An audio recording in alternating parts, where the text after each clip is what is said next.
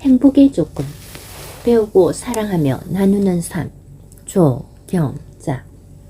눈부신 햇살이 창문 너머로 들어와 밝게 웃으며 인사를 한다. 나도 행복한 미소로 화답해주고 어르신들에게 안녕하세요. 밤새 잘 주무셨나요? 라고 안부를 물으며 하루를 시작한다. 몸이 불편하신 어르신들도 긍정적 에너지 넘치는 나의 목소리에 덩달아 기분이 좋아진다고 좋아하신다. 밤에는 병원에서 간호조무사로 일하고 낮에는 마술사로 활동 중이다. 가만히 있으면 뒤처지는 느낌이 들어 시간을 만들어서라도 배우고 바쁘는 일에는 적극적이라 주위에서는 힘들지 않느냐고 묻곤 한다. 살아있다는 것 자체가 감사함이고 건강한 몸으로 누군가에게 희망과 사랑을 줄 수 있다는 것이 행복이다. 행복은 누가 만들어주는 것이 아니라 자기 자신이 스스로 만들어가는 것이다.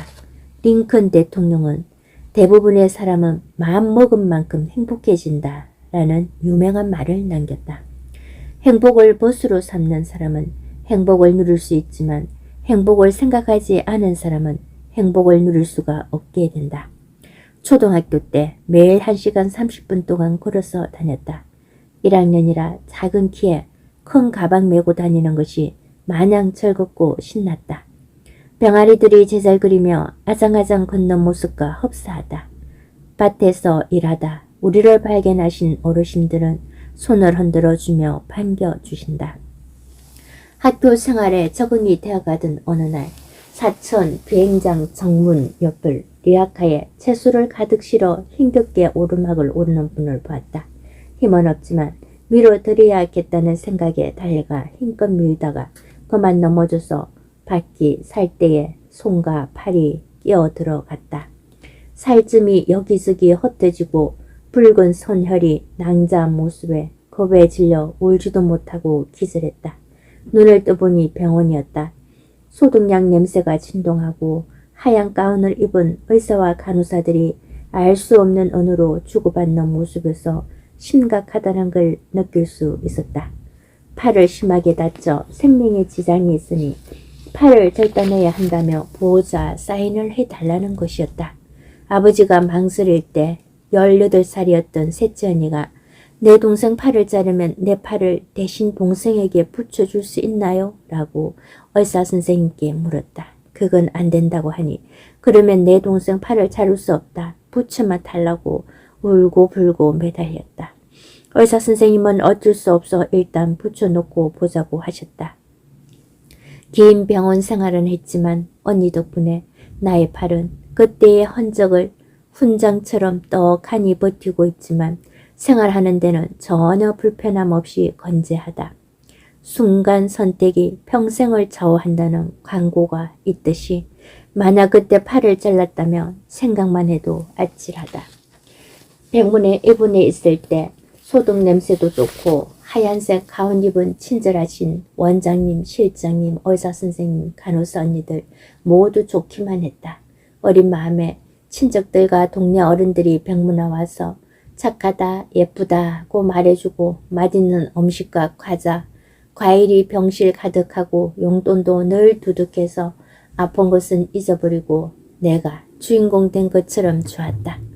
병원 생활을 하면서 이 다음에 커서 아픈 사람들을 돌봐드리며 살아야지 하는 생각을 했다. 그 덕분에 가정 형편이 어려워 간호대학은 못 갔지만 간호조무사가 되었다.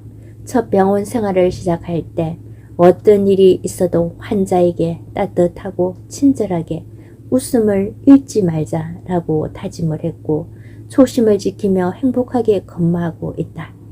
밤에는 환자들을 돌보고 낮에는 마술을 통하여 꿈과 희망, 사랑을 나눌 수 있어 행복하다. 그리고 다양한 것을 배울 수 있다는 것에 감사하다. 조지 벨런트의 행복의 조건을 감수한 이시형 박사는 평생 누릴 행복을 찾아가기에 아직은 늦지 않았다. 삶을 배우려면 일생이 걸린다. 널 배우며 살아 라고 하셨다.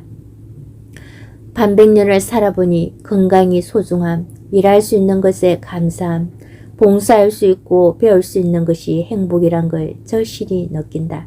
좋아하는 사람들과 소통하며 내 인생의 주인공으로 살아가는 나는 행복한 부자이다. 심사평. 삶의 가치를 관찰할 수 있는 걸. 투간 여러 작품을 정독으로 몇 번을 살펴보았다. 그 가운데 조경자의 행복의 조건, 배우고 사랑하며 나누는 삶이 눈에 들어왔다.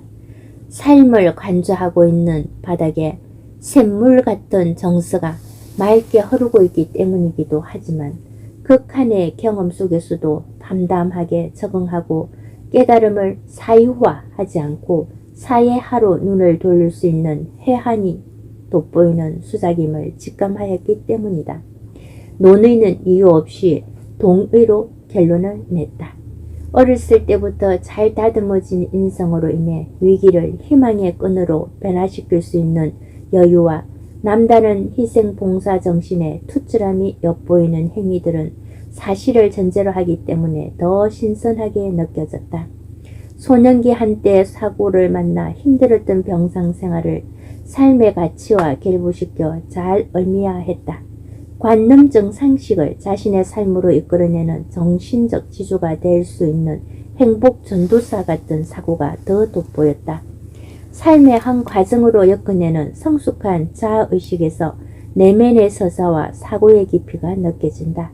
특히 병상의 한우에게 기쁨과 웃음을 선사할 수 있는 매직까지 섭렵하고 있어 두 가지 행로는 타의 모범이 될 수 있는 건강한 사회를 위한 사유가 되기에 충분하다. 수필은 자아를 거울에 비춰 세련미를 찾아내는 작업이고 생각한 줄거리를 사실적인 바탕 위로 세계화를 직관하는 문학이다. 주어진 삶을 통해 자아를 떠나 세상 밖으로 나아가는 과정이다. 수필은 자만이 불러일으키는 감정의 굴곡을 과하게 노출시키거나 넋두리 같은 푸념, 지나친 믿음 같은 가설들을 드러낸 줄거리로 가장 보편적이고 휴머니즘을 본질로 삼는 진실의 문학이다. 겪어온 자신의 삶을 성찰하여 독자에게 전달하는 슬기로운 문학이다. 마음의 샘에서 경험을 숙성시킨 한 모금의 잘 익은 포도주 같은 향기다. 조경자의 글은 수필이 지닌 특성을 자신의 글에 가감없이 투영시켰다. 이제 시작이다. 앞으로 좋은 수필가로서 세상에 맑은 샘물로 솟아나 정화의 물길로 적셔 가리라 믿는다. 당선의 낙점을 축하하며 더 높은 글밭으로 정진하길 빈다.